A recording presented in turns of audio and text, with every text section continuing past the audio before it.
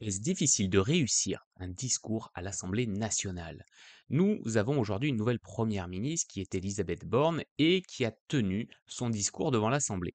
Alors on va essayer d'analyser un petit peu ce qui s'est dit et la manière dont ça s'est dit. Je précise que c'est pas une vidéo politique, on va pas décrypter les idées, mais on va essayer de s'attarder sur sa prestation d'orateur. Là, on est dans un discours dans ce qu'on appelle de politique générale. Il n'y a pas forcément des plan très détaillé, il va y avoir des grandes annonces, mais ça va pas aller plus loin à ce niveau-là. Mesdames et messieurs les députés, en m'adressant à vous, c'est à la France que je parle. Nous mesurons tous l'ampleur de la tâche.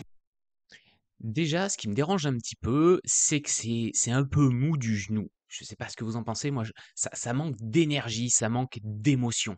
Vraiment, pour un démarrage, surtout le démarrage où elle sait qu'elle est attendue, ce discours-là, il est attendu, il faut y aller. Pour moi, il faut arriver avec une certaine énergie. Bien sûr, ça va être lié à sa personnalité, donc je connais pas encore trop la personnalité de Elisabeth Borne, mais là, pour moi, on est clairement dans quelque chose qui annonce en plus malheureusement la couleur de ce qui va se passer par la suite. Ça va être plutôt posé, ça risque de manquer un petit peu d'emphase. Mais on va vérifier ça. Les Français à protéger, la République à défendre, notre pays à rassembler, la planète à préserver. Notre premier défi, et je sais que cela fait consensus parmi nous, c'est de répondre à l'urgence du pouvoir d'achat. On est vraiment dans quelque chose d'assez plat. Elle parle de l'urgence du pouvoir d'achat, et ben l'urgence, elle est urgente. Donc donnons-lui de la force, donnons-lui de la vitalité. Là, on est vraiment dans quelque chose qui pour moi est vraiment mou du genou. Ça manque vraiment d'énergie. Et en plus, on sait que le contexte dans lequel son gouvernement s'inscrit, il va être compliqué parce que les élections législatives n'ont pas donné la majorité absolue au parti du président de la République. Donc, d'autant plus, je pense qu'il faut arriver avec quelque chose d'assez punchy. Dès cet été, nous tiendrons parole. La suppression de la redevance audiovisuelle permettra de faire économiser 138 € à plus de 20 millions de foyers.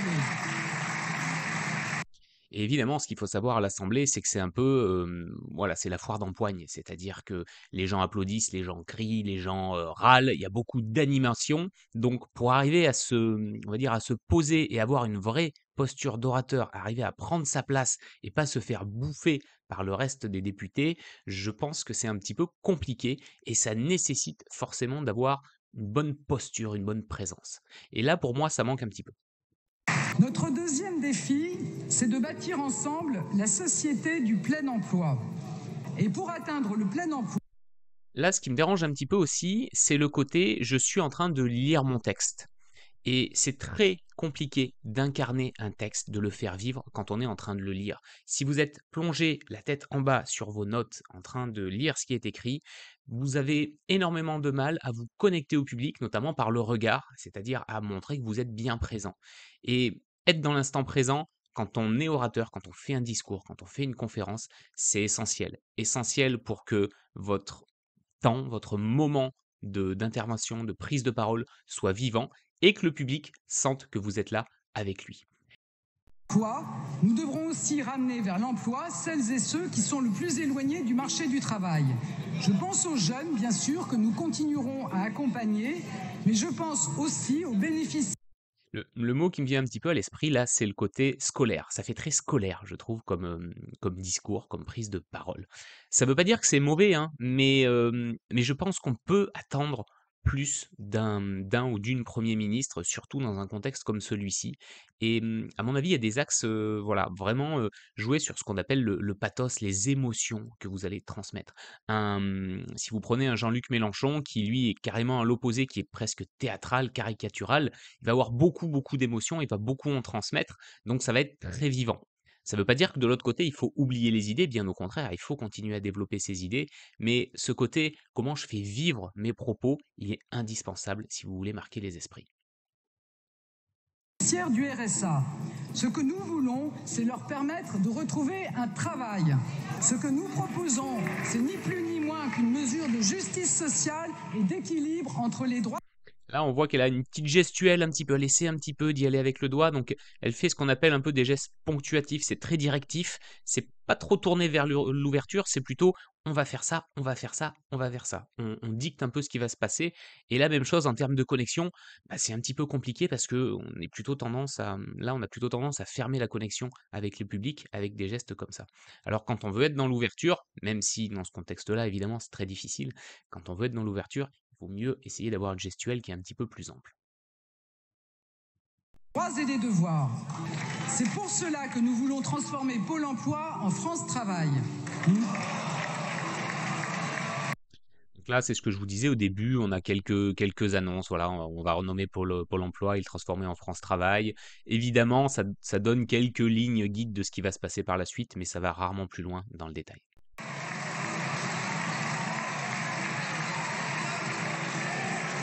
Notre modèle social est un paradoxe.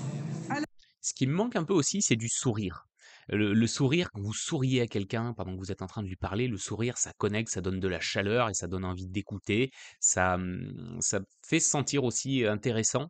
Donc, pensez à sourire, c'est extrêmement important pour arriver à garder ce lien avec les gens qui vous écoutent. Et du sourire, on n'en voit pas beaucoup. C'est vraiment très scolaire, en fait. Très, très scolaire. À la fois l'un des plus généreux et l'un de ceux où l'on travaille le moins longtemps. Notre système de retraite est une exception.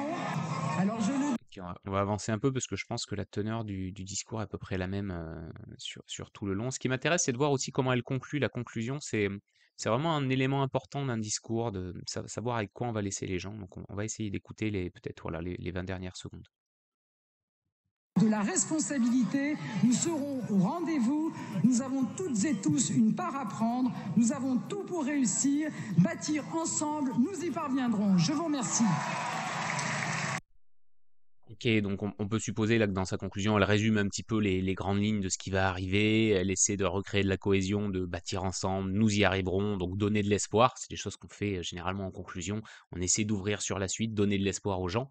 Je vais revenir sur ce qu'elle a fait avant. Je trouve juste un petit peu dommage, c'est qu'elle s'en va. Elle a à peine terminé de parler qu'elle s'en va.